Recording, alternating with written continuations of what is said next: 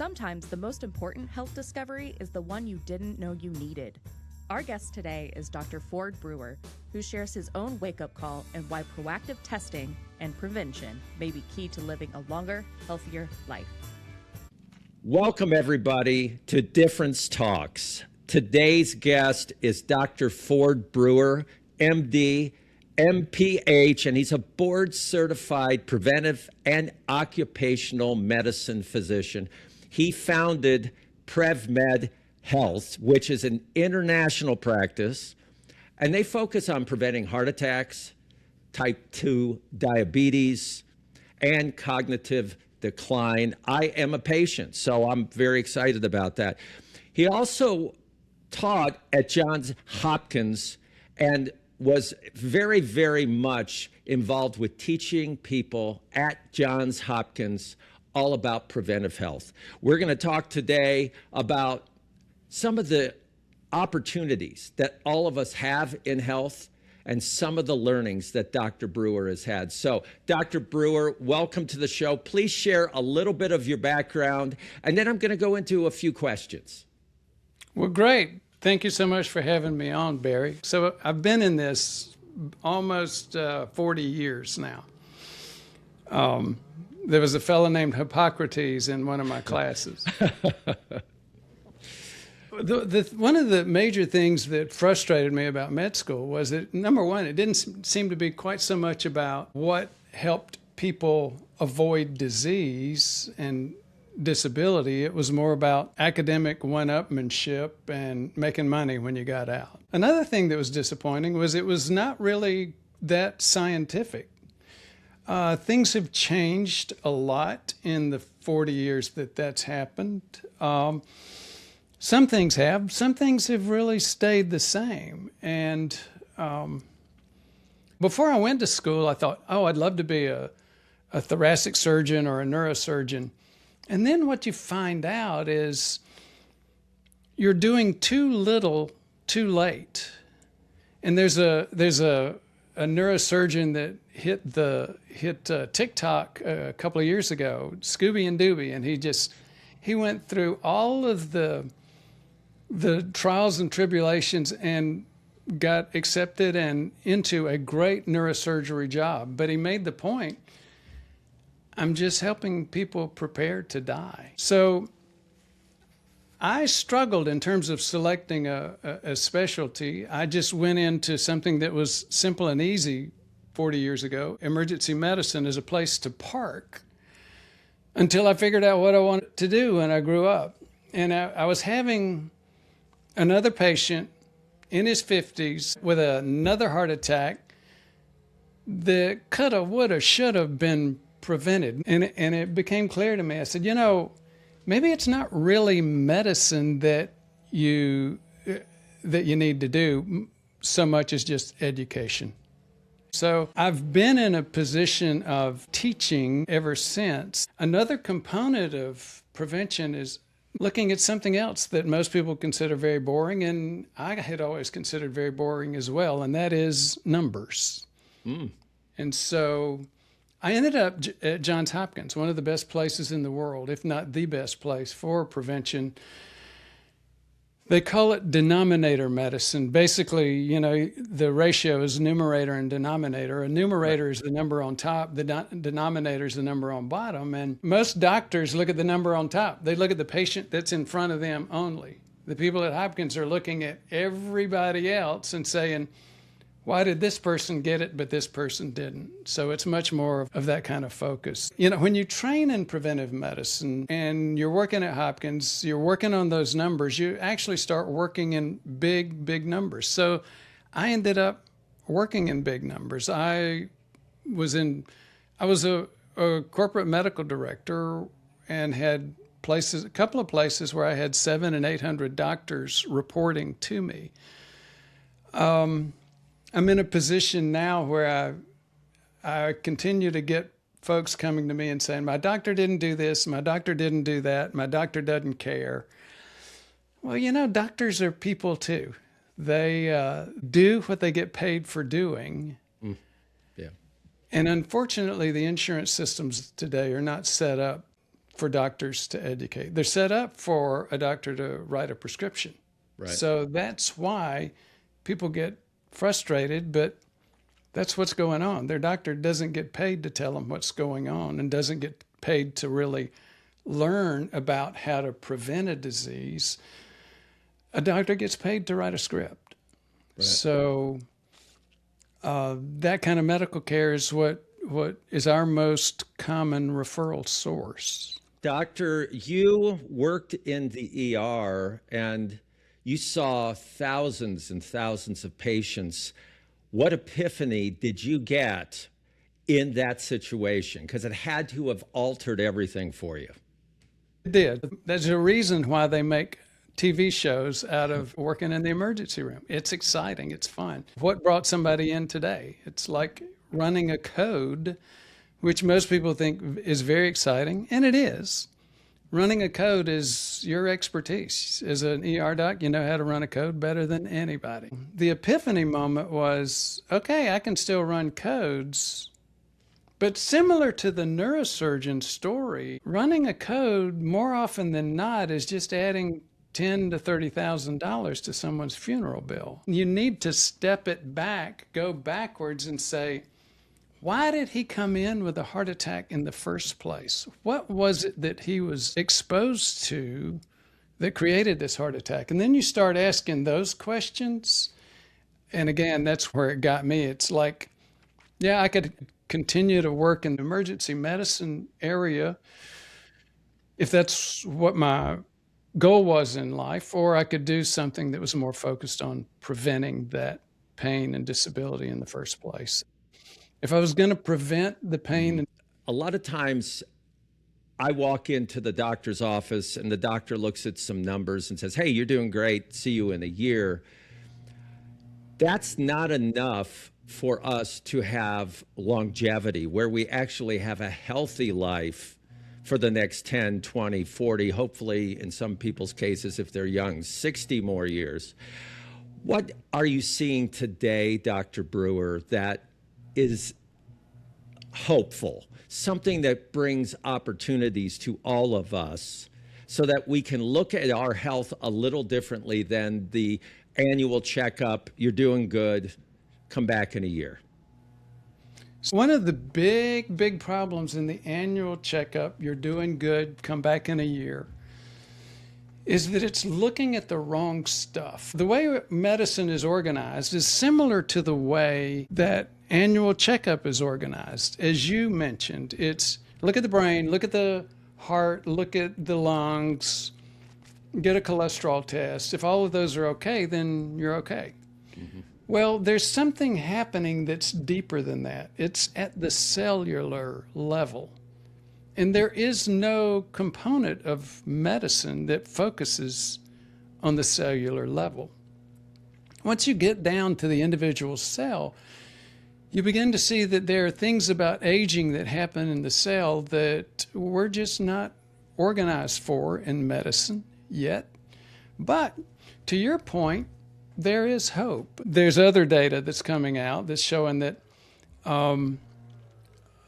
about 90% of us have suboptimal metabolic health, meaning we don't burn carbs appropriately. If you don't burn your carbs, if you have some prediabetes, your insulin's going to go up. Then you're going to quit burning your fats either. So all of a sudden now you don't burn anything appropriately. And it's sort of like a car, an internal combustion engine, an ICE engine. If it's not burning cleanly, you're going to get smoke, you're going to get junk in the engine, you're going to get fire hazards, and the engine's going to blow up. That's what's happening to us as people. We're not burning our fuels effectively, and that's why we blow up at age 60. We have a heart attack, and we just didn't see it coming. We think that it's normal. You remember the Vietnam War? You Sure. were in. You're close enough to my age to remember that. Yes. Every 2 weeks, we lose as many people to heart attack and stroke as we lost during the full 19 years of the Vietnam War. And we think it's okay. If you look at If you look at some other research, some of it coming out of Mayo, some of it coming out of Hopkins, they looked at doctors here in the U.S., and they asked some simple questions about metabolic disease, prediabetes. And they found that only about 1 out of every 4 doctors could diagnose prediabetes. Now, you might say, well, okay, so that was orthopedists and surgeons, so you don't really need them to do that. When you get to the family practitioners, the internists, the cardiologists, this is right up their alley, so they're the ones that we really depend on. Those were the only people included in this survey. Oh. The internists, the family practitioners, and cardiologists, those are the guys that don't know how to diagnose this problem. This is coming from large, respected medical institutions doing the research. So let's go to the ADA, right. American Diabetes Association. They talk about the 2 tests that your doctor does for diabetes: fasting glucose and an hemoglobin A1C. The ADA will say in their own white papers, fasting glucose is going to miss over half of diabetes and prediabetes. It'll also say in its white papers the test that most doctors rely on, hemoglobin A1C, also misses over half of diabetes and prediabetes. The doctors that we depend on to diagnose this problem don't know how to diagnose it, let alone treat it. So what's the result? About 90% of prediabetes and diabetes is totally missed. People have it and they don't know it.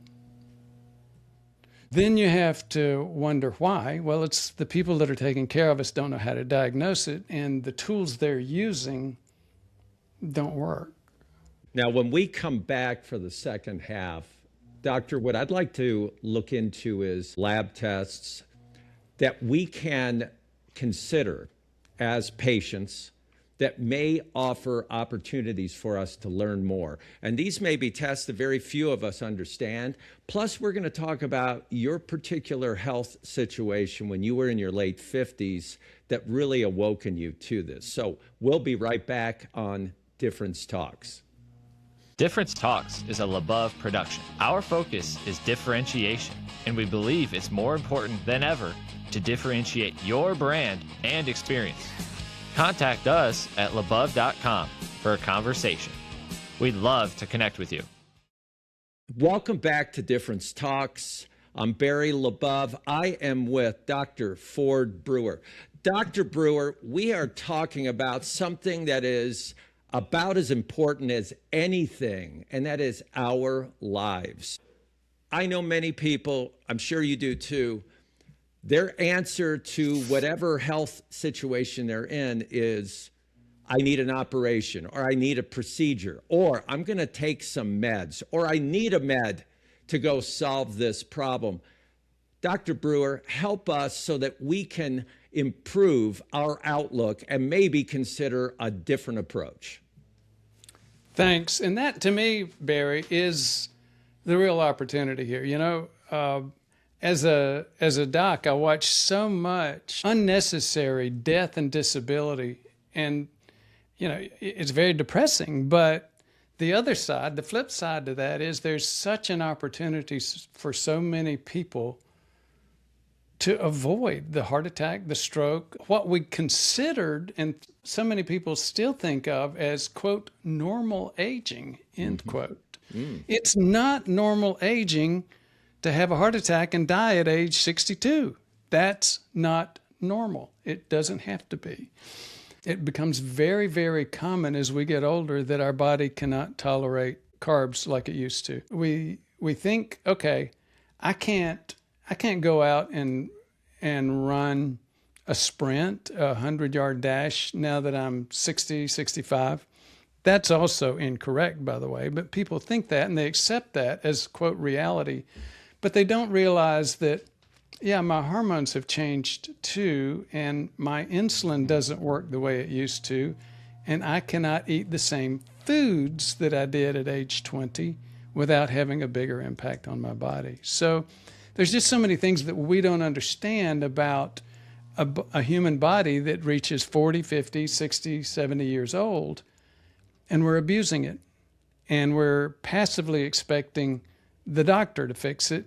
A heart attack is a slow train wreck. I mean, it's not something that happened suddenly like we all think.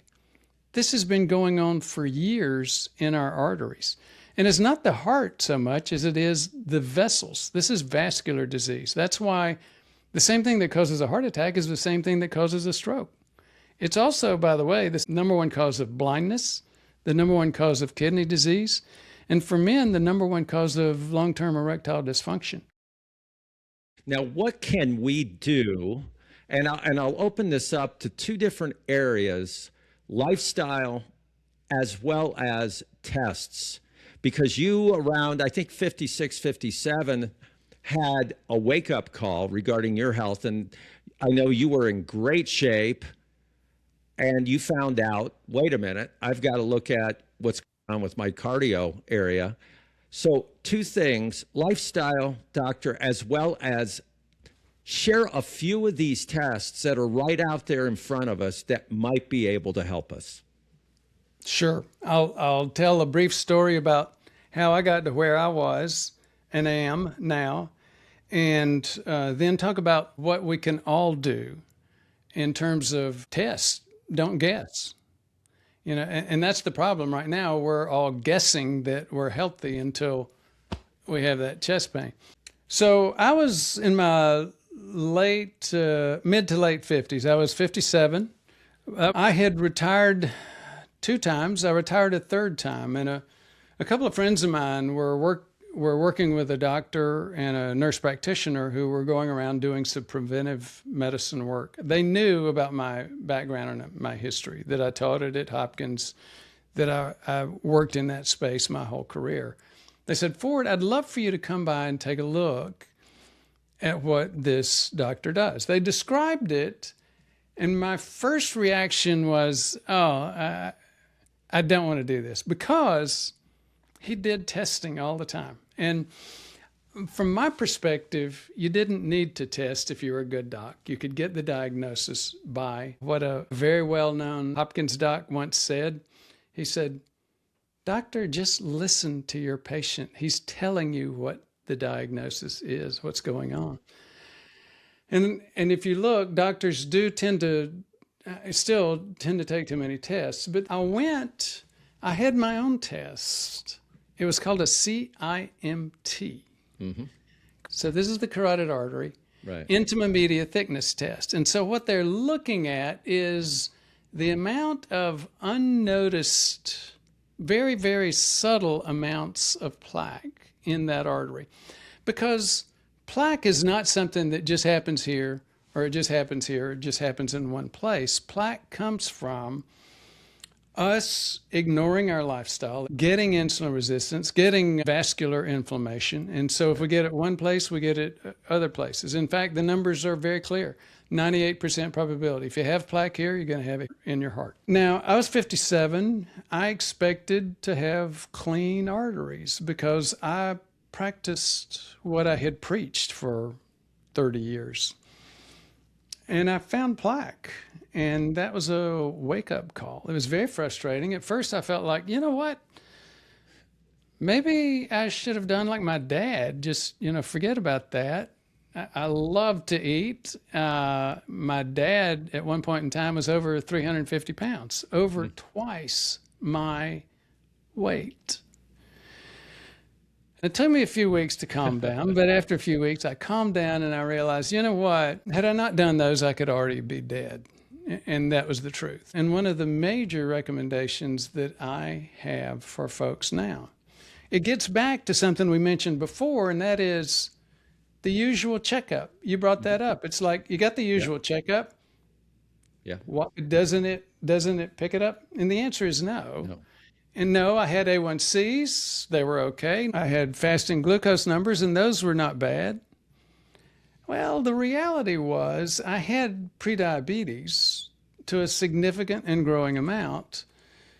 even though it didn't show up on those tests. Just like the ADA had said, I had both of those tests. Both of them are fine, and both of them missed my prediabetes. What sort of testing should you consider? And one of the most important ones is an old school test. It's something that takes a couple of hours, so patients don't really like it. The labs don't like to do it because it takes a couple of hours. But you know what? Sometimes the old stuff works, and there was reasons that we did it. It's called an oral glucose tolerance test. You fast for at least 8 hours. You go to the lab. We draw glucose before we give you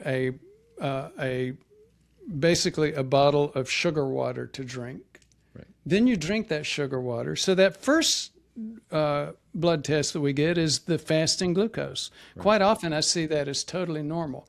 But then after you drink the glucose, that's when we know how well your body pulls that glucose out of your bloodstream, where it can cause vascular irritation or inflammation.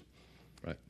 And into your liver and muscle cells where it's going to be safe. That's when we start to find how well your body's doing that. And that's the essence of this disease. We're seeing it in age 40s, age 30s.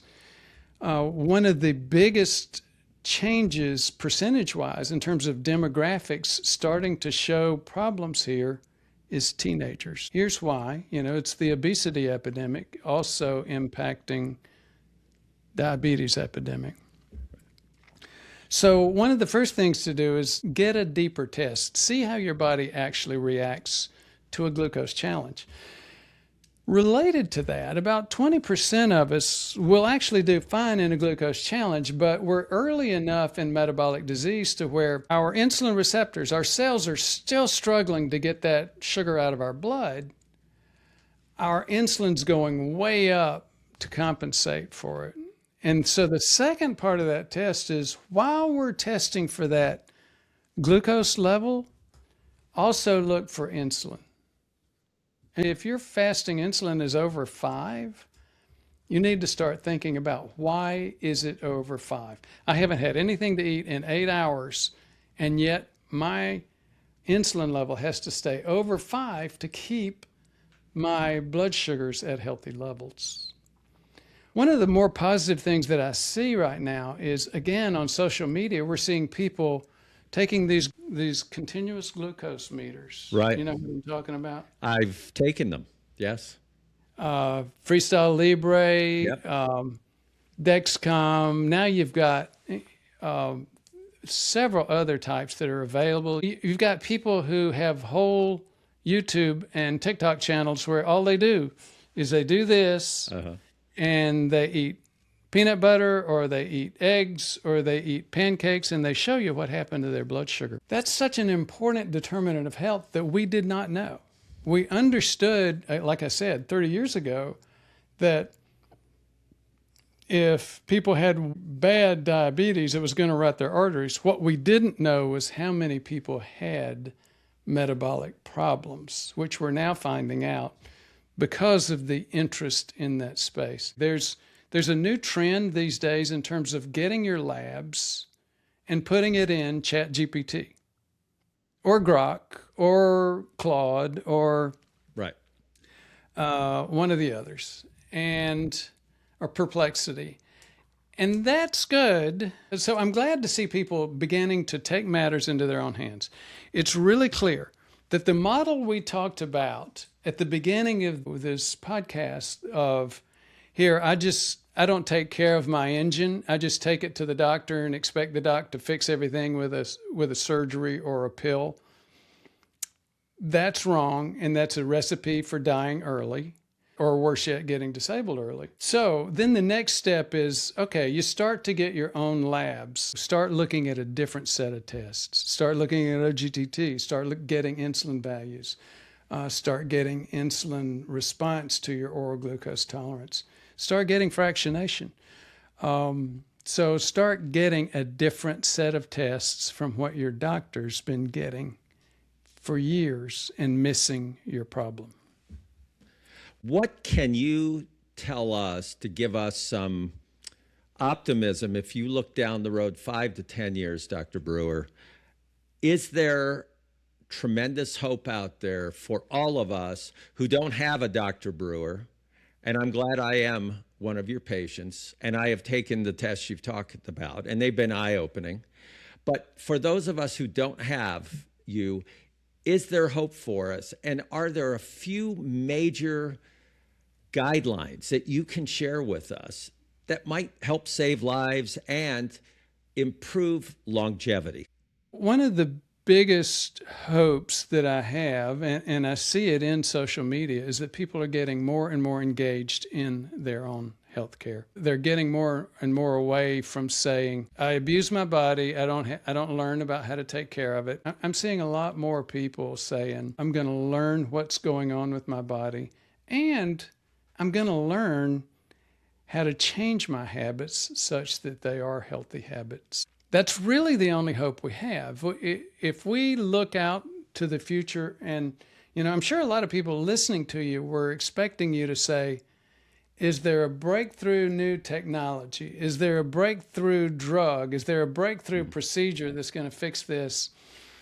As long as we're looking for that, we're not going to achieve health as a population. It just ain't going to happen. Mm-hmm. We're going to have to learn how to take our health into our own hands, and that will get us there. One more thing before we leave. I'll leave information in our show notes regarding PrevMed. And also, don't you have a booklet that you share with folks that might have an interest as well? We have a protocol. It's fairly simple. Stages 2, 3, and 4 are not that dissimilar in terms of overall 40,000 feet with what you've seen with a lot of folks. Stage 2, and the most important in terms of treatment, is lifestyle. Mm-hmm. Then, yes, stage 3 is supplements. Step 4 is medications. But here's where it's completely different, and it impacts stages 2, 3, and 4. And that is, first, you got to understand the root cause of your problem. If you're thinking, like most people do, okay, I go to the doc, or I go to the labs, I get an LDL value, and I take a statin for it, then that's the wrong evaluation. It's not understanding what's going on with you. And you can fix this. You just got to know what to do. And that, the evaluation component, is the critical piece. It's all right there. It's free. You don't have to see anybody or pay anybody any money. You just get the protocol. You start working from there. Well, I appreciate that. One final question. We love to ask this question, and we call it best day. On your best day, Dr. Brewer, what has happened? It's where you might feel more energized at the end of the day than you did when you got up. What is it that makes your day the best day? I have a lot of really good days. I get a lot of comments. Doc, your videos saved my life. I get a lot of patients coming in saying, yep, you know what? I realized I could take control. I lost 40, 50, 30, 150 pounds. And I'm feeling great, but I just want to make sure that there's nothing else that I can do. And with all those folks, there's always something else we can do. None of us is doing everything right. That's why I came back out of retirement yet again. It's because I could play golf, I could travel. Both of those are kind of fun, but neither one of them is like watching people save their own lives and being a part of that. You can't compare to that. That's a beautiful way to wrap up. Dr. Ford Brewer, thank you. Your passion for people, for medicine is wonderful. We'll leave information on show notes. Your goal is to save lives and not just elongate them, but to make them healthier, more fulfilling. So thank you, Dr. Brewer, for being on Difference Talks. Thank you, Barry, for having me. Thank you for joining us on Difference Talks. All of us at LaBeouf are proud to celebrate great people with inspiring messages. Difference Talks was created, produced, engineered, and performed by the LaBeouf team. Even the music is original. Contact us at labeouf.com to learn how to differentiate your brand and give your team a sense of significance and meaning.